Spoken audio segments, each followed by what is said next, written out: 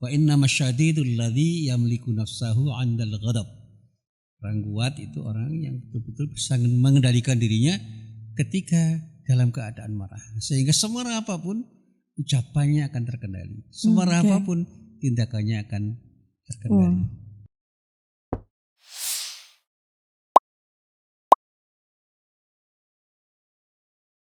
Assalamualaikum warahmatullahi wabarakatuh. Halo Sobat Orasi, ketemu lagi nih dengan kita nih di obrolan Islami bersama aku Oja.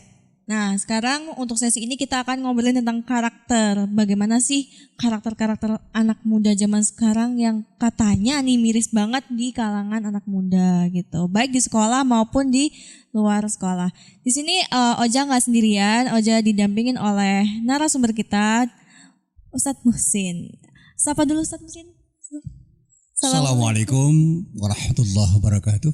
Waalaikumsalam warahmatullahi wabarakatuh. Gimana Ustadz kabarnya Ustadz? Ustadz gimana kabarnya Ustadz? Alhamdulillah baik-baik. Gimana nih sibuknya lagi ngapain nih? Lagi sibuk yang apa rutin nih? Ya mengajar, memberi pengajian, membimbing skripsi, penelitian. Wah banyak banget ya Ustadz ya. Kegiatan-kegiatan kemasyarakatan yang setiap hari saya laksanakan dan itu menjadi sesuatu yang bagi saya menyenangkan karena semua yang saya lakukan itu pilihan saya. Yang terpenting bagi saya bisa mencintai pekerjaan saya. Dan karena saya mencintai pekerjaan saya bisa melakukan dengan senang hati. Berarti itu sebuah kesenangan bagi Ustadz Muhsin ya. Gitu. Oke Ustadz Muhsin. Nih Ustadz, kita lihat-lihat nih zaman sekarang anak muda sekarang nih sangat-sangat attitude-nya, karakternya itu sangat-sangat kurang. Nah, tapi tuh karakter itu apa sih sebenarnya Ustadz? Kalau kita bicara karakter itu menyangkut kepribadian orang secara keseluruhan. Nah, kalau orang bicara karakter orang itu bicara tentang sesuatu yang melekat tadi di orang, yang oleh para ulama disebut sebagai sifat yang tertanam di dalam diri orang yang pada saatnya memunculkan perilaku. Dan perilakunya itu adalah perilaku yang memang disengaja untuk dilakukan karena ada panggilan hati yang kemudian memunculkan sesuatu yang dilakukan tanpa ada paksaan. Itu karakter. Sehingga kalau kita bicara orang pemarah, dia punya karakter pemarah itu setiap dia diprovokasi untuk marah, dia cepat marah. Tapi bagi orang yang tidak punya karakter pemarah, diprovokasi dengan cara apapun ya sulit untuk marah. Bagaimana juga ketika kita sebaliknya bicara tentang peramah. Peramah itu kan orang yang punya karakter ramah. Dimanapun dia akan ramah tanpa dipaksa. Sehingga orang itu menjadi orang yang sesungguhnya karena dia memiliki karakter yang memang seperti itulah dirinya. What you see is what you get. Apa yang Anda lihat itulah yang Anda dapatkan. Nah itu yang disebut orang yang punya karakter dan dia tidak bisa memanipulasi apa yang dia lakukan karena apa? Dia ingin tampil sebagai dirinya sendiri. Jadi orang yang berkarakter itu ingin tampil sebagai dirinya sendiri sehingga orang bisa membaca dirinya itu seperti apa yang dia tampilkan. Tidak terkecoh, tidak tertipu sehingga orang tidak pernah khawatir dia akan tampil dengan pencitraan-pencitraan tertentu yang membuat orang terkecoh dengan penampilannya. Nah, itu karakter. Pentingnya apa sih karakter itu Ustadz? Ya tentu saja kalau kita bicara arti penting karakter ya itu sangat penting di dalam diri seorang. Karena karakter itu sesuatu yang terbentuk, yang pada saatnya ketika bentukan itu sempurna, dia akan menjadi dirinya sendiri secara utuh. Sementara kalau bentukannya itu tidak sempurna, dia akan terpilah. Sehingga ada istilah split personality.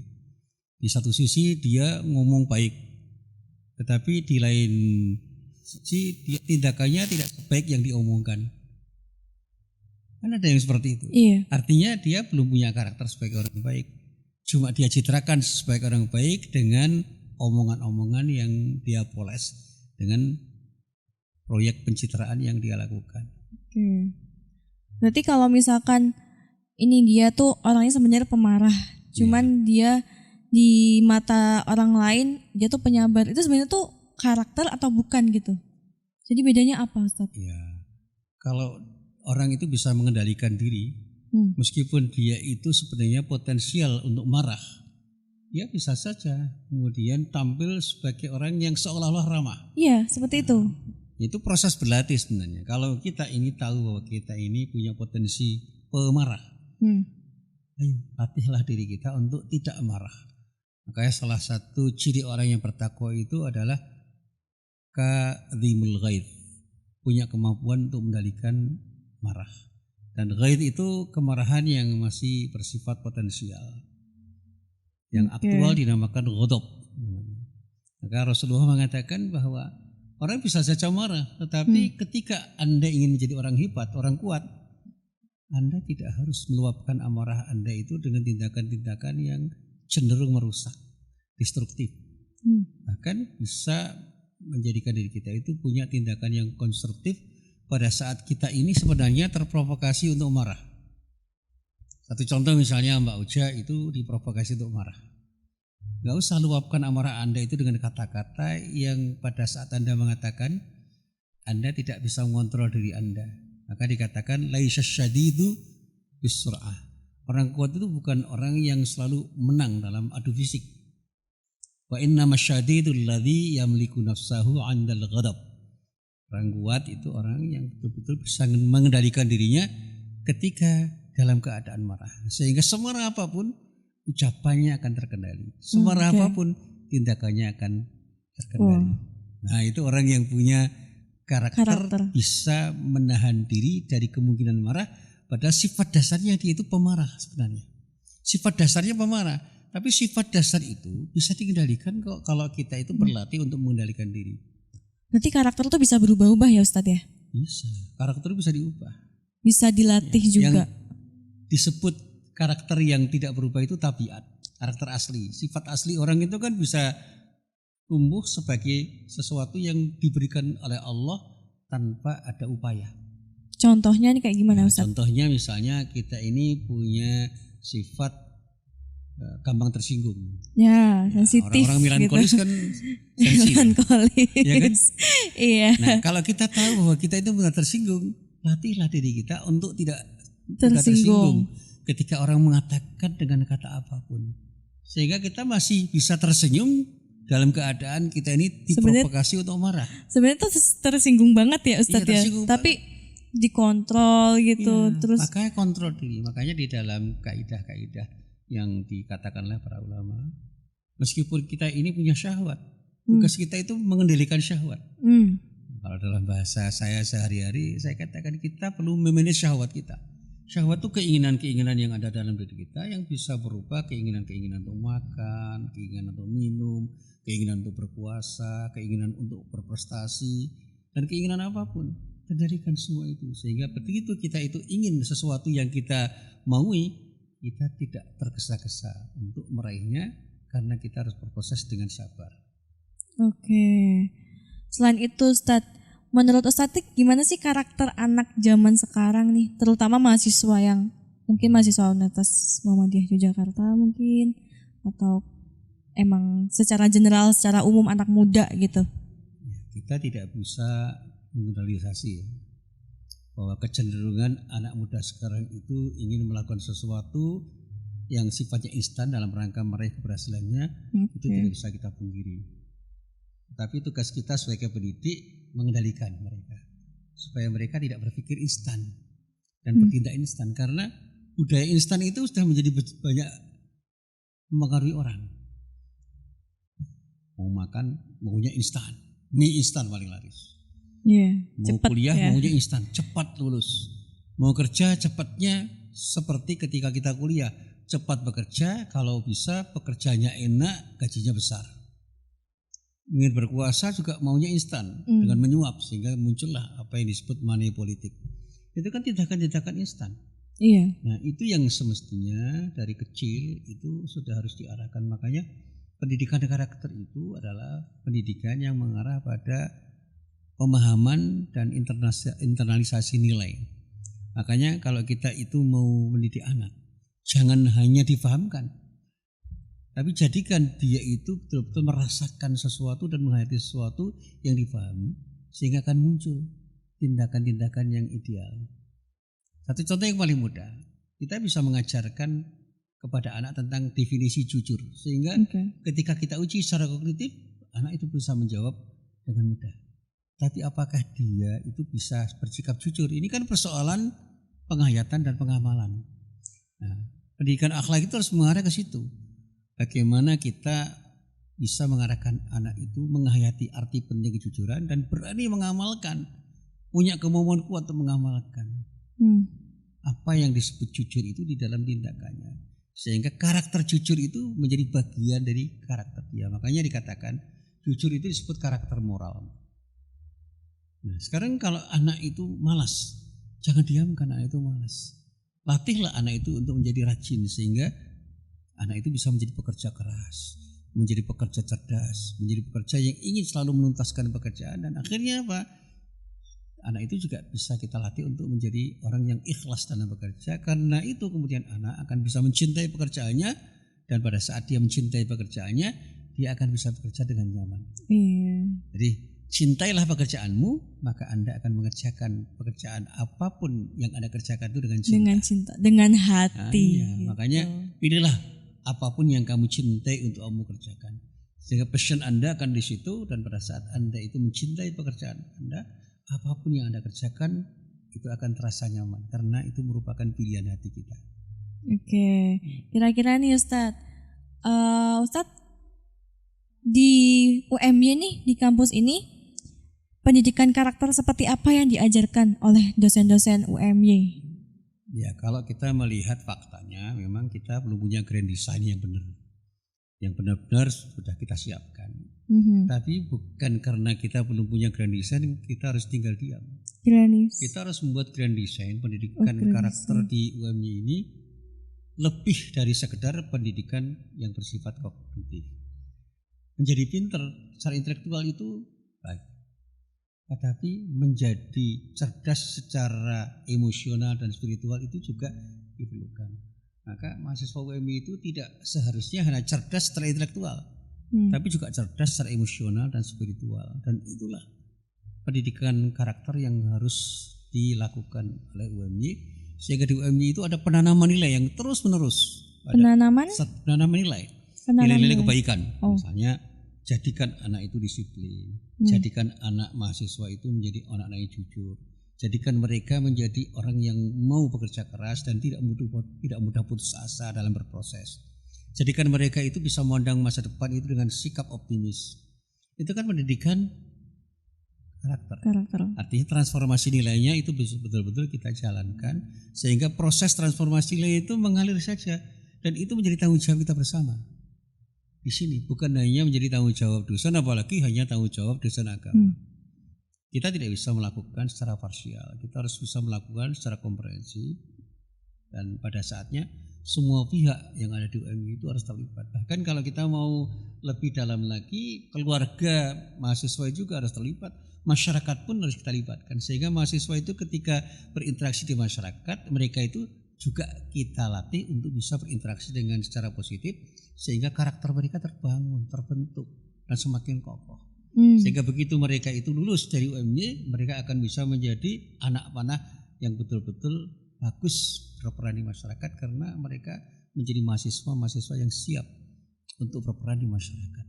Ini pendidikan karakter yang semestinya harus dijalankan oleh UMY. Dan saya katakan yang semestinya itu belum seluruhnya dijalankan. Tetapi bukan tidak ada.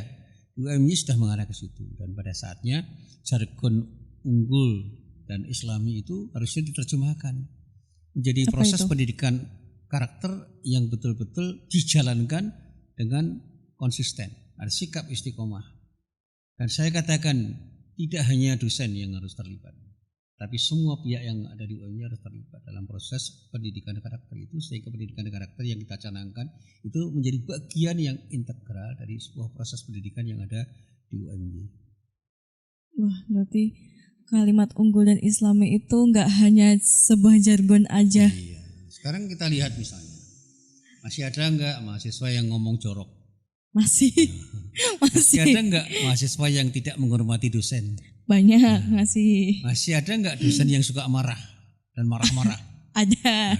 Ada ya, bisa ya. Ada yang mutung Iya, gitu. dosen mutungan, dosen Iya. mudah putus asa, dosen yang mudah marah pada mahasiswa, dan bahkan ada dosen-dosen yang bersikap kurang bersahabat terhadap mahasiswa. Ini dosen-dosen yang karakternya perlu dibenahi. Karena begitu dosen itu menjadi dosen, dia itu pendidik yang bertanggung jawab untuk mendidik mahasiswa menjadi mahasiswa yang tidak hanya cerdas secara kognitif, tapi juga cerdas secara afektif dan psikomotorik. Sehingga kecerdasan intelektualnya itu terbangun, kecerdasan emosi dan kecerdasan spiritualnya juga terbangun. Dan itu tidak hanya diajarkan dalam proses taklim, tetapi harus dibiasakan dan bahkan diteladankan. Dosen itu harus menjadi role model bagi mahasiswa untuk menjadi figur yang bisa diteladani sebagai orang-orang yang punya karakter yang ideal. Mestinya begitu. Oh, jadi nggak cuman mahasiswa aja nih ya yang dibina. Nah, kalau misalkan dosen nih yang seperti itu, ada nggak pembinaan dari UMY untuk dosen, Ustadz? Seharusnya ada, seharusnya. Tapi saya belum melihat secara utuh ya, bagaimana dosen-dosen itu disentuh untuk dibina karakternya. Yang baru kita lihat itu karena UMY ini sedang bertarung, berkompetisi di dunia internasional. Ya, disupport banyak itu adalah kemampuan intelektual, termasuk kemampuan untuk menulis, dan kemampuan untuk mempublikasikan karya-karyanya sehingga dikenal banyak orang, sehingga UMY semakin dikenal sebagai universitas yang unggul dari sisi apa?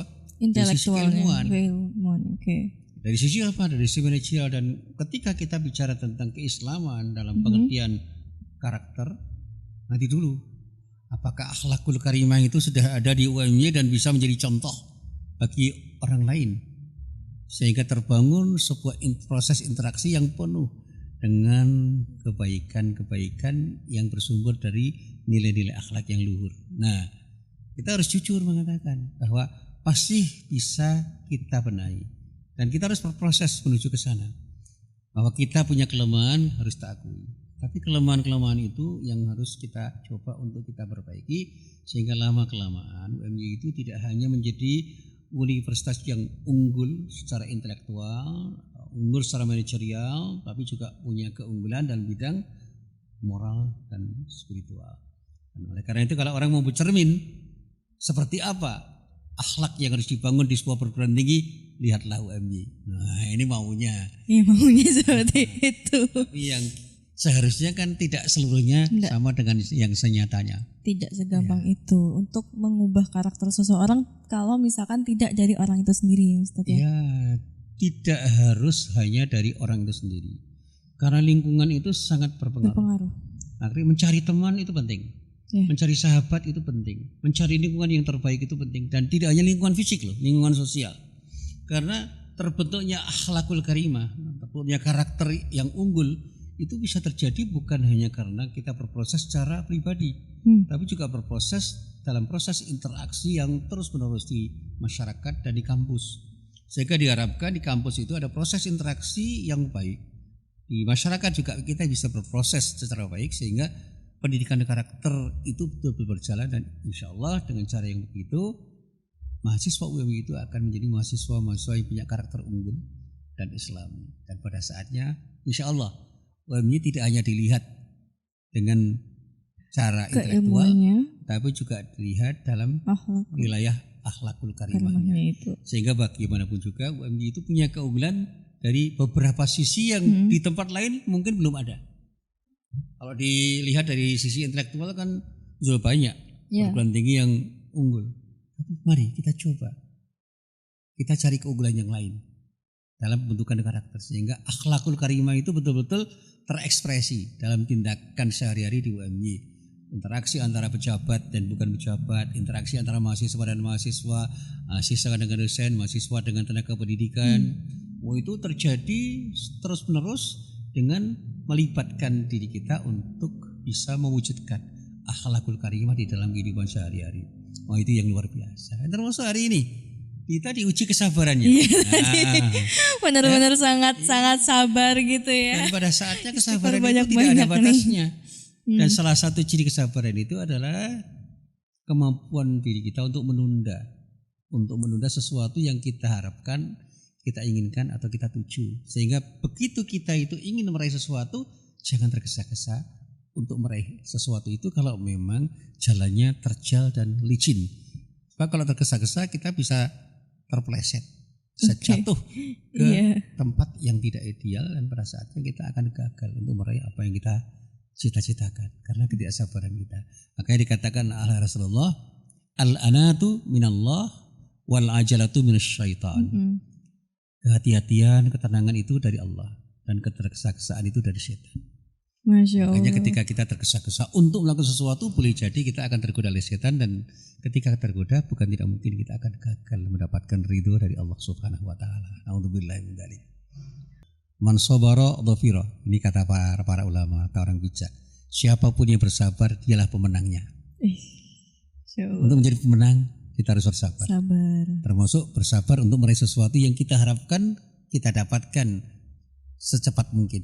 Itu harus bersabar juga, karena meskipun kita itu sudah harus meraih sesuatu di saat yang sangat singkat waktunya, kita tetap harus hati-hati. Jangan sampai kita gagal untuk meraih sesuatu karena kecerobohan kita.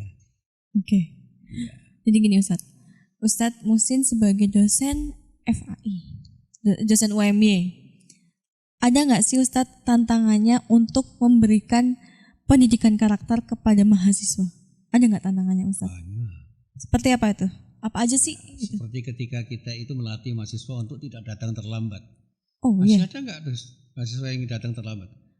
Ada kuliah. Dulu masih ada sih. Kita nggak boleh marah, karena kita sebagai pendidik itu harus mengarahkan mereka untuk tidak datang terlambat tanpa dengan marah-marah.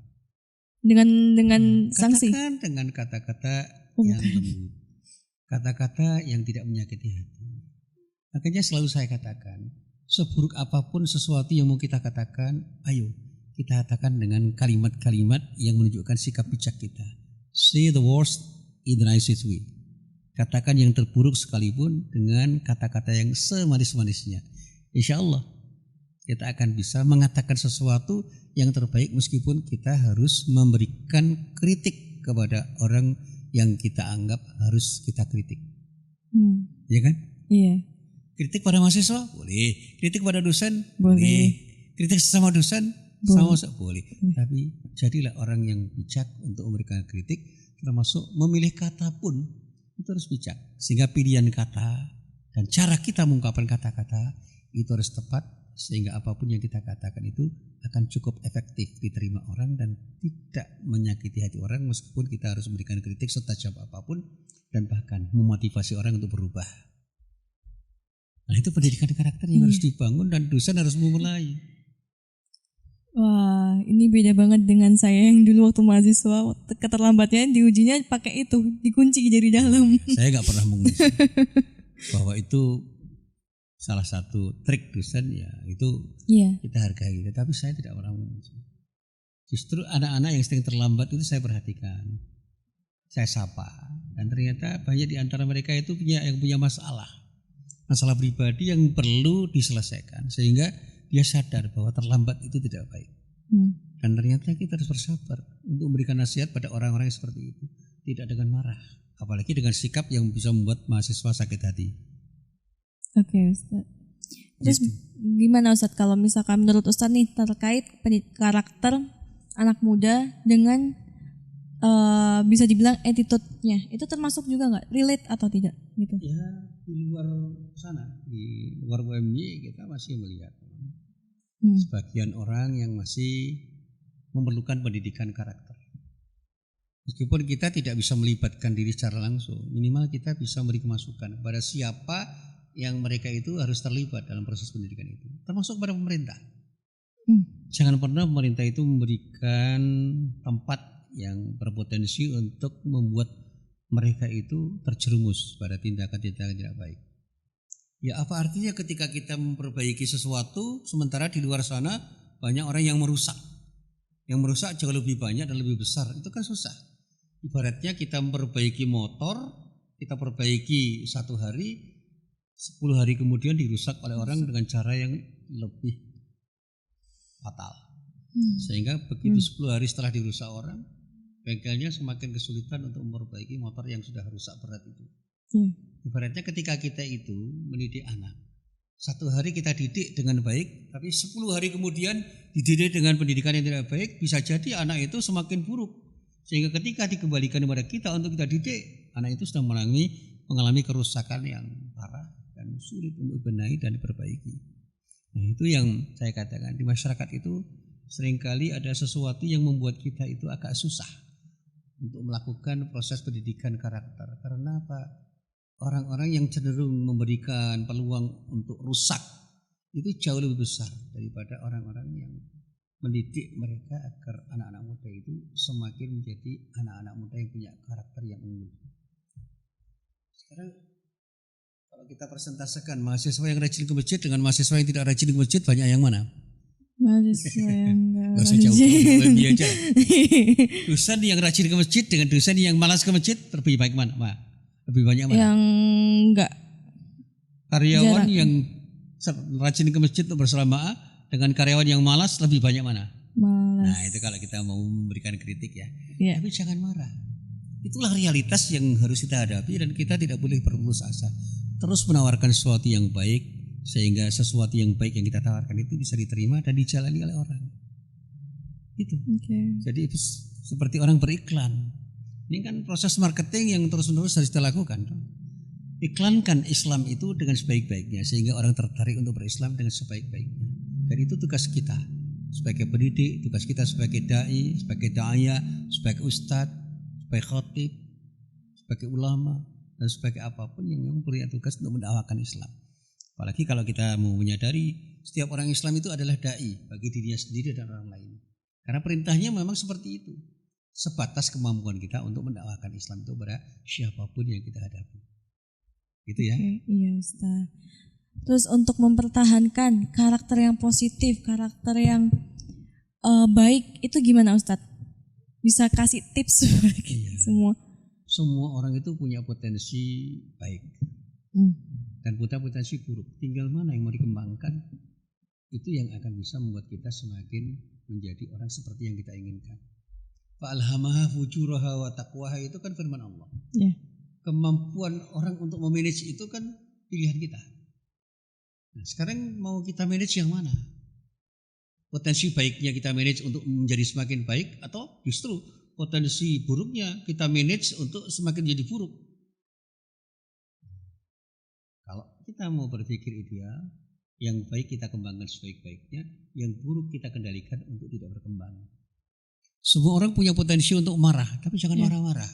Kendalikan potensi marah itu menjadi sesuatu yang positif sehingga apapun yang terjadi pada diri kita ketika kita terprovokasi untuk marah, kita tetap punya kesempatan untuk berkata dan berbuat sesuatu yang positif. Nah, itu latihan untuk mengembangkan potensi baik bagi diri kita. Berarti karakter itu juga pilihan juga ya Ustadz ya? Orang boleh sedih enggak? Boleh. Boleh, tapi jangan terpuruk dalam kesedihan. Ya. Karena begitu kita terpuruk dalam kesedihan, enggak cepat move on. Enggak bisa move on gitu. Kecewa, sedih. Wah, itu yang membuat kita terpuruk, sedih boleh, kecewa ketika juga tidak apa-apa. Resah dan gelisah itu adalah sesuatu yang instinktif, semua orang bisa mengalami. Tapi dalam kegelisahan, dalam keresahan, dalam kesedihan, dalam kekecewaan, kita harus mau bangkit untuk keluar dari sesuatu yang negatif menjadi sesuatu yang positif, mengarah pada sesuatu yang positif. Sehingga kita itu menjadi orang yang selalu bisa mencari peluang untuk menjadi yang terbaik di tengah perjuangan kita untuk menjadi orang yang terbaik dimanapun dan kapanpun kita berada. Seburuk apapun tantangan hidup yang kita hadapi, jangan pernah kita menyerah. Never give up. Never give up untuk anak muda nih ya. Jadi karakter itu pilihan. Ya, yang manalah kalian mau pilih yang baik, silahkan dikembangkan. Dan yang paling buruk, yang buruk nih, karakter buruk, diredupkan gitu. Redupkan potensi-potensi buruk kita sehingga kita tidak berkembang menjadi semakin buruk. Sinari sesuatu yang baik, kembangkan potensi baik kita sehingga semakin lama kita akan semakin menjadi orang yang baik. Itulah pendidikan karakter yang harus kita tanamkan pada diri kita, dan kita harus mengajak orang lain juga berbuat sesuatu yang sama dengan apa yang kita lakukan. Asik. Gitu ya teman-teman. Baik Ustadz Muhsin, terima kasih telah datang ke orasi ini. Iya. Jangan kapok. Iya.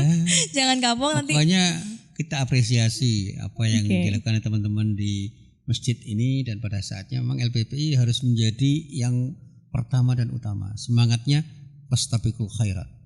Semangat fastabiqul khairat itu semangat untuk menjadi yang utama dan pertama. Ibda binafsik, mulai dari diri Anda sendiri, jangan tunggu orang lain untuk memulai menjadi lebih baik. Baik, semangat menebar kebaikan ya.